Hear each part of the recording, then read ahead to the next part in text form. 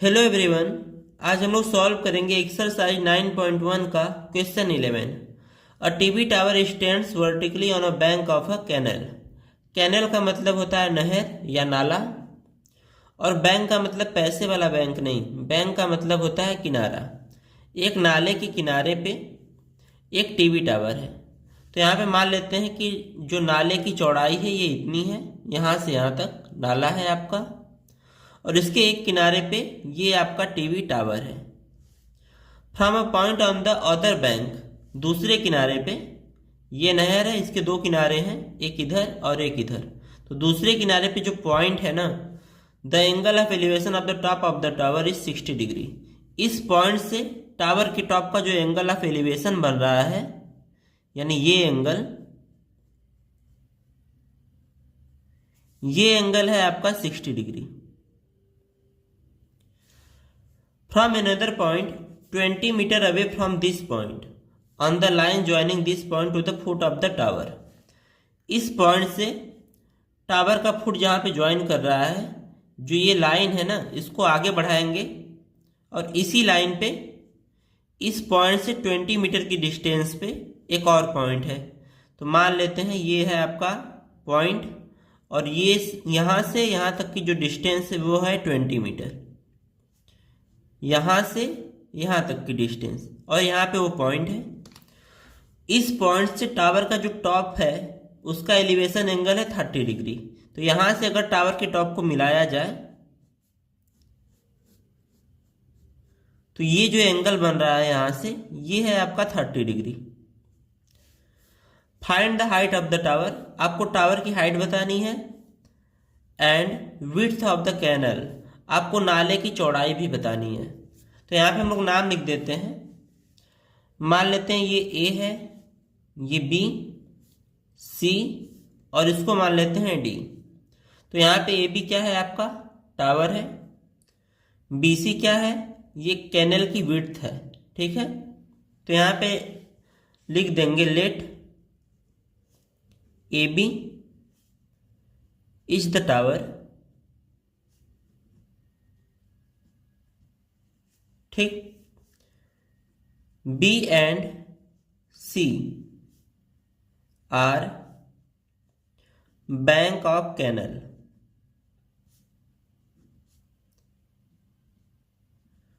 इसके अलावा जो पॉइंट डी है, एंड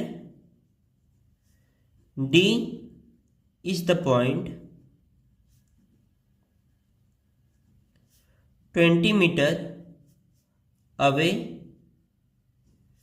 फ्रॉम, ये पॉइंट है आपका सी, ठीक है। ये तो हो गया आपका फिगर। अब हमें फाइंड क्या करना है, ये बी सी फाइंड करना है, इसके साथ साथ ए बी भी फाइंड करना है आपको। तो यहां से हम लोग क्या करेंगे, किसी एक को एक्स मान लेते हैं। तो मान लेते हैं जो बी सी है वो एक्स है। तो यहां पे लिख देंगे लेट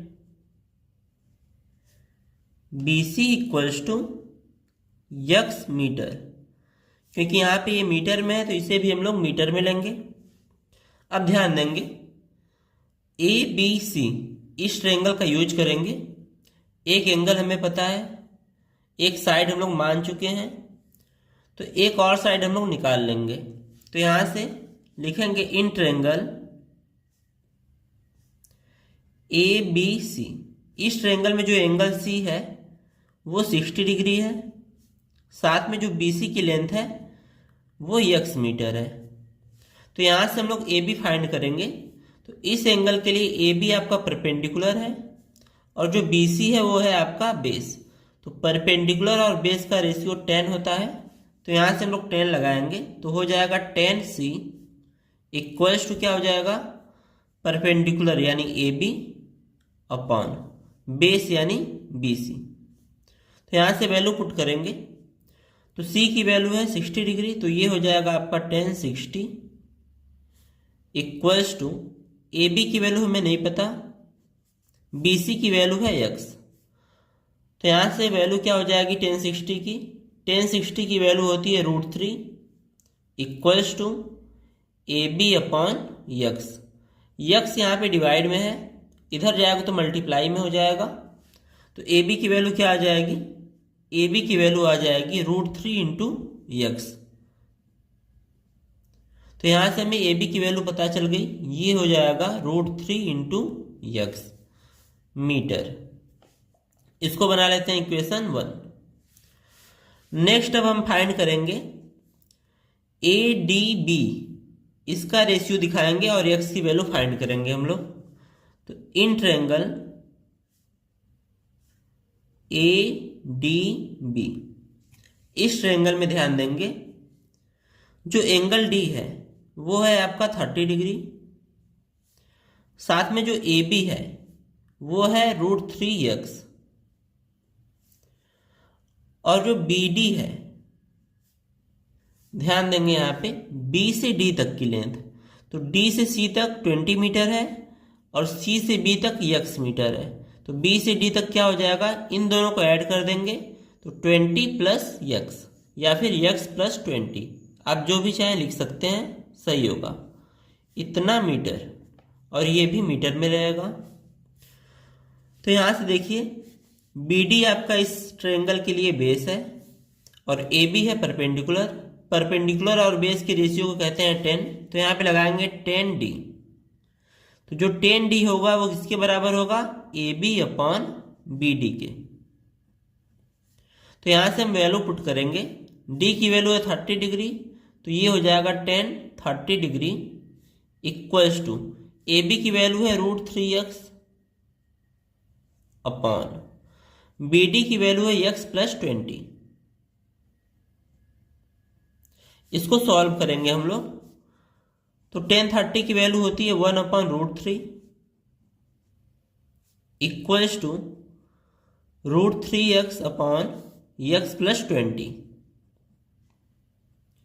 क्रॉस मल्टीप्लाई करेंगे तो 1 का मल्टीप्लाई x प्लस 20 में होगा, तो क्या आ जाएगा, ये हो जाएगा x प्लस 20 इक्वल्स टू √3 का मल्टीप्लाई √3 में करेंगे तो 3 और यहाँ पे x है।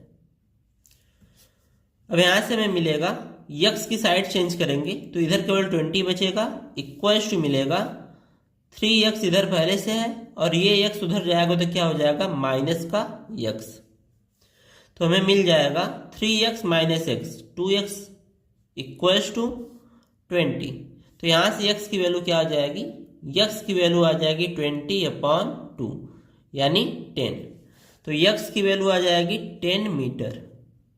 और ये लेंथ किसकी है, ये है आपका BC, यानी जो कैनल की विड्थ है वो कितनी आ जाएगी, 20 मीटर।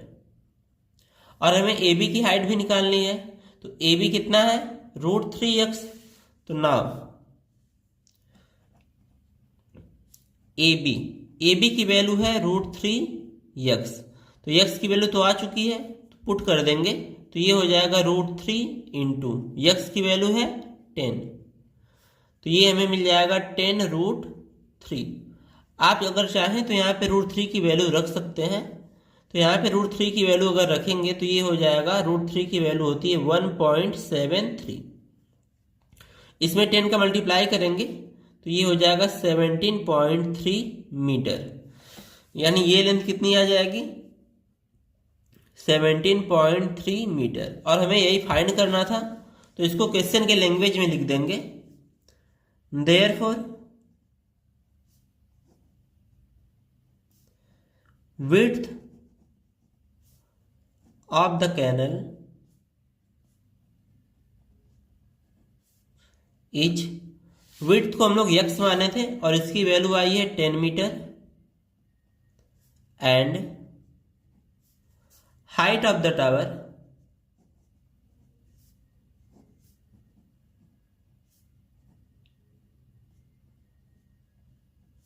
इज, ये वैल्यू आई है 17.3 मीटर।